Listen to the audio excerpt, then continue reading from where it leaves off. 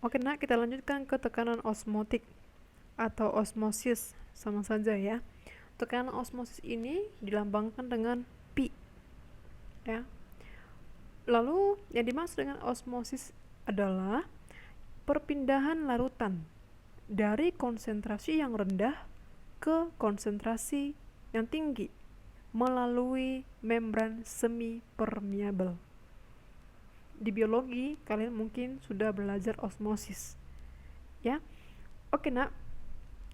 Di sini untuk lebih mudahnya mengenai tekanan osmosis ini, kita pelajari atau ibu buat di sini ada sebuah wadah, oke, wadah yang berbentuk U. Oke.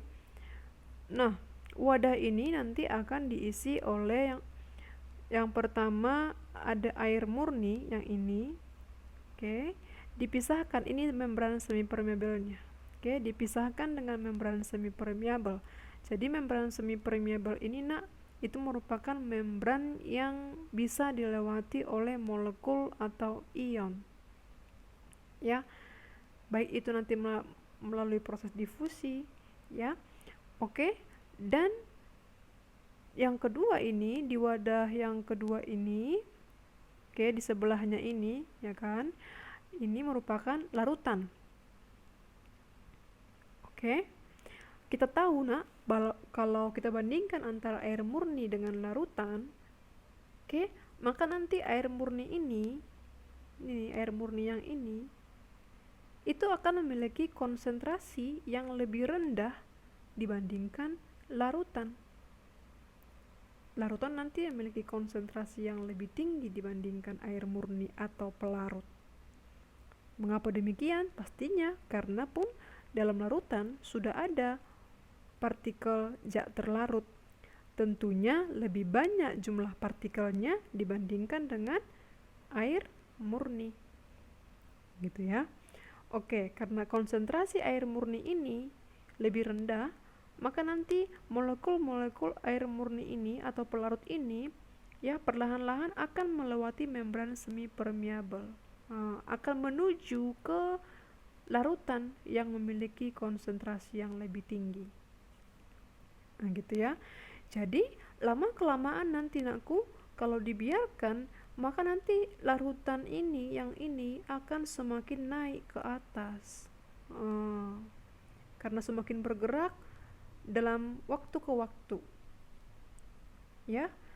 Ini nanti akan semakin tinggi.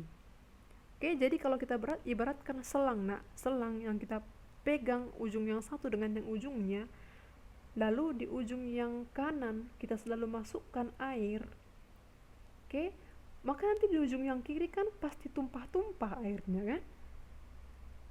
Nah, demikian juga dengan hal ini, karena semakin bergerak nanti terus dari sebelah kiri ini, dari pelarut ini, ya, molekul-molekulnya bergerak ke larutan, maka nanti larutan ini akan semakin meningkat. Oke. Nah, jadi untuk mencegah yang namanya proses meningkatnya ini, nakku, ya, perlu diberikan yang namanya tekanan dari luar. Nah, ini kita lihat gambar yang kedua ini. Oke, perlu diberi tekanan supaya tetap seimbang dia. Kalau diberikan tekanan nanti, nak, maka akan terjadi keseimbangan, ya. Oke, jadi kalau kita ibaratkan dengan selang yang tadi, gak akan tumpah-tumpah lagi yang di sebelah kirinya. Nah, gitu ya ibaratnya, ya. Oke, jadi tekanan osmotik itu, nakku, itu adalah tekanan dari luar yang memang sengaja kita berikan. Untuk apa? Untuk mencegah yang namanya terjadinya osmosis. Ya, bisa ini pengertiannya, ya, nak, ya. Oke, itu mengenai yang namanya tekanan osmosis. Jadi mudah saja, ya, nak, ya. Oke. Untuk penggunaan rumusnya nih, ya.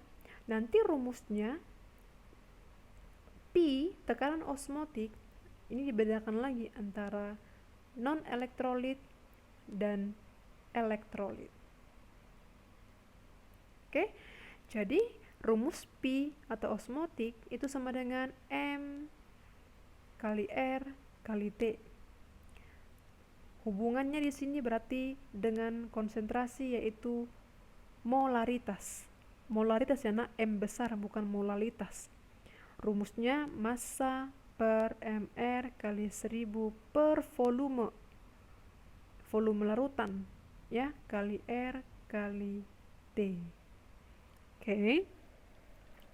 Dimana nanti nakku sebenarnya rumus tekanan osmotik ini itu diperoleh dari persamaan gas ideal. Masih ingat persamaan gas ideal?